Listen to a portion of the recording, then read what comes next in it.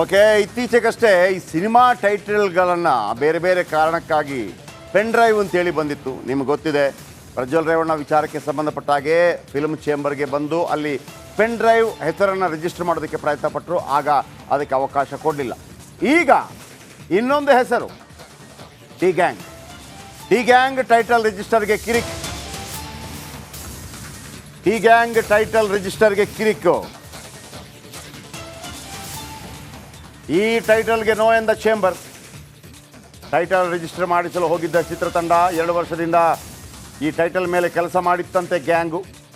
D gang ವಾಣಿಜ್ಯ ಮಂಡಳಿಯಿಂದ red signal. Title ನೋಂದಣಿಕೆಗೆ ಹೋಗಿದ್ದ ನಿರ್ದೇಶಕ ರಾಕಿ ಸೋಮ್ಲಿ. ಹೊಸ ಹೆಸರು ರಾಕಿ ಸೋಮ್ಲಿ. ಹಾಗಂತ ಡಿ ಹೆಸರಲ್ಲಿ ಪಿಕ್ಚರ್ ಆಗಿಲ್ಲ ಅಂತ ಇಲ್ಲ. ಹಿಂದಿಯಲ್ಲಿ ಕಂಪನಿ ಅಂತ ಒಂದು ಹೆಸರಲ್ಲಿ ಒಂದು ಸಿನಿಮಾ ಬಂದಿತ್ತು. ಕಂಪನಿ. ಅಜಯ್ ದೇವ್ಗನ್ ಅದರ ಹೀರೋ ಆಗಿದ್ದರು. ಅದರ ಅರ್ಥವೇ ಡಿ ಕಂಪನಿ ಅಂತ. ದಾವೂದ್ ಇಬ್ರಾಹಿಂಗೆ ಸಂಬಂಧಪಟ್ಟ ಸಿನಿಮಾ ಆಗಿತ್ತು. ದಾವೂದ್ ಇಬ್ರಾಹಿಂಗೆ ಈಗಲೂ ಕೂಡ ಹೆಸರು ಡಿ ಕಂಪನಿ. ಇಲ್ಲಿ ಡಿ ಬಾಸ್ ಅಥವಾ ಡಿ ಗ್ಯಾಂಗ್. ಬನ್ನಿ, ಧ್ರುವ ನಮ್ಮ ಪ್ರತಿನಿಧಿ ಇನ್ನಷ್ಟು ಹೆಚ್ಚಿನ ಮಾಹಿತಿ ಕೊಡ್ತಾನೆ ಫೋನ್ ಮುಖಾಂತರ. ಧ್ರುವ, ಯಾರಿವರು ಡೈರೆಕ್ಟ್ರು? ಇದು ಕೇವಲ ಒಂದು ಮಾತು ಬರ್ತಾ ಇದೆ 2 ವರ್ಷಗಳಿಂದ, ಅಥವಾ ಈಗ ಬರ್ತಾ ಇರುವಂಥ ವಿಚಾರಣ? ಯಾಕಂದರೆ ಈ ಘಟನೆ ಆದ ನಂತರ ಬಂದಿದ್ದಾರಾ ಟೈಟಲ್ ರಿಜಿಸ್ಟ್ರೇಷನ್ ಮಾಡೋದಕ್ಕೆ? ಅವರ ಪ್ರೊಡಕ್ಷನ್ ಹೌಸ್ ಏನಾದರೂ ಇದೆಯಾ? ನಂಬರ್ 1. ಎರಡನೇದಾಗಿ, ಈ ಹಿಂದೆ ಕೂಡ ಡಿ ಕೆ ಅಂತೇಳಿ ಒಂದು ಪಿಕ್ಚರ್ ಬಂದಿತ್ತು. ನಡಿ, ಈಗ ಶುರು ಮಾಡೋಣ.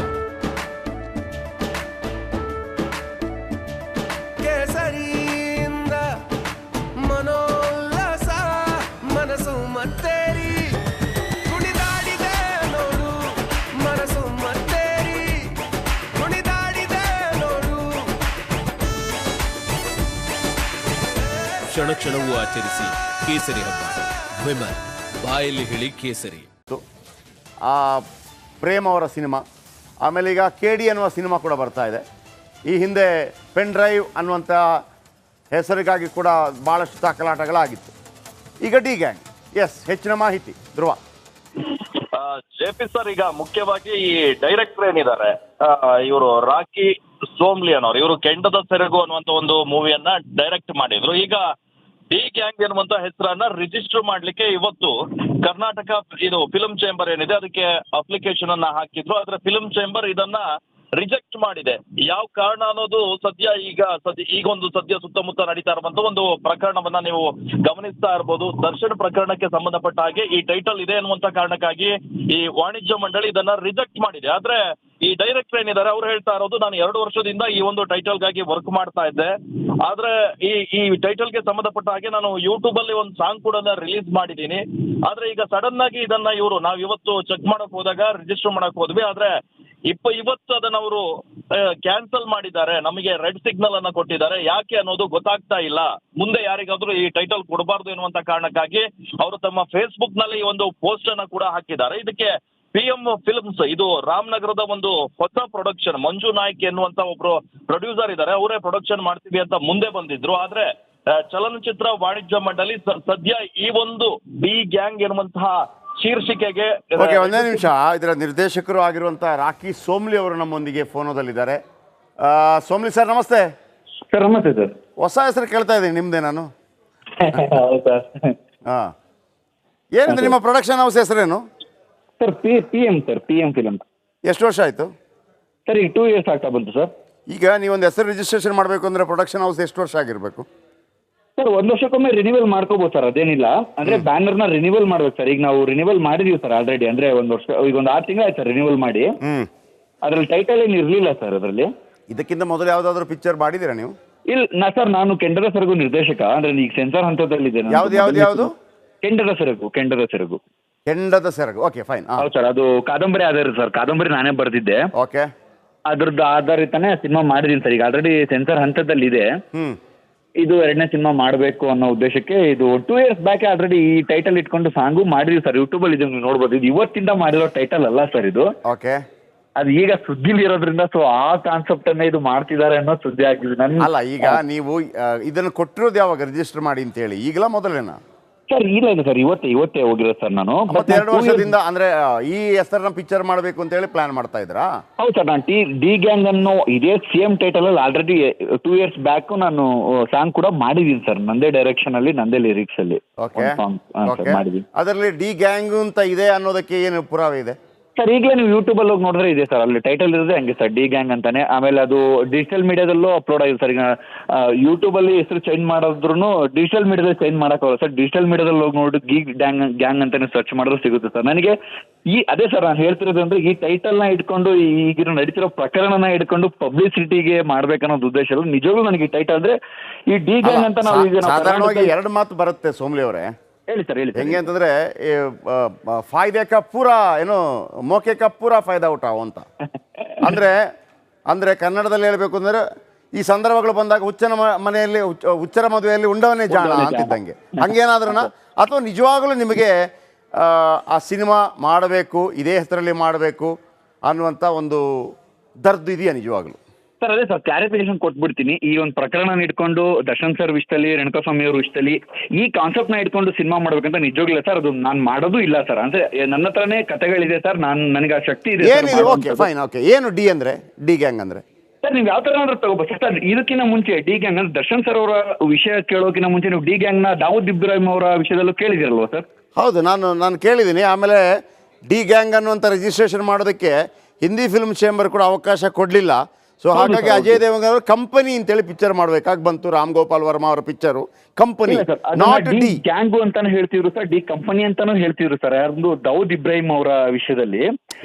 ಈಗ ದಾವೂದ್ ಇಬ್ರಾಹಿಂ ಅವರ ವಿಚಾರದಲ್ಲಿ 2 ಪಿಕ್ಚರ್ಗಳು ಬಹಳ ಫೇಮಸ್ ಆದದ್ದು ಪಿಕ್ಚರ್ಗಳು. ಒಂದು ಕಂಪನಿ, ಹೌದು, ಅದರ ಅರ್ಥ ಡಿ ಕಂಪನಿ ಅಂತ. ಡಿ ಕಂಪನಿ, ಹೌದು ಸರ್, ಖಂಡಿತ. ಇನ್ನೊಂದು ಪಿಕ್ಚರ್ ಬಂದಿದ್ದು once upon A time in Mumbai ಅಲ್ವಾ? ಅದು ದಾವೂದ್ ಇಬ್ರಾಹಿಂ ಸ್ಟೋರಿನೇ. ಹೌದು ಸರ್. ಆದ್ರೆ ಯಾವುದೇ ಕಾರಣಕ್ಕೂ ಕೂಡ ದಾವೂದ್ ಅಂತ ಹೆಸರಿಡೋಕೆ ಬಿಡ್ಲಿಲ್ಲ, ಡಿ ಅಂತ ಎಲ್ಲೂ ಬರಬಾರ್ದು ಅಂತ ಅವರ ಷರತ್ತುಗಳಿತ್ತು. ಹೌದು ಸರ್. ಹಾಗಾಗಿ ನಾನು ಹೇಳ್ತಾ ಇದ್ದೀನಿ, ನಾನು ಕೂಡ ಸಿನಿಮಾದ ಬಗ್ಗೆ ಸ್ವಲ್ಪ ಆಸಕ್ತನಾಗಿರೋ ಕಾರಣಕ್ಕಾಗಿ ಹೇಳ್ತಾ ಇದ್ದೀನಿ. ಖಂಡಿತ ಸರ್, ಖಂಡಿತ ಸರ್.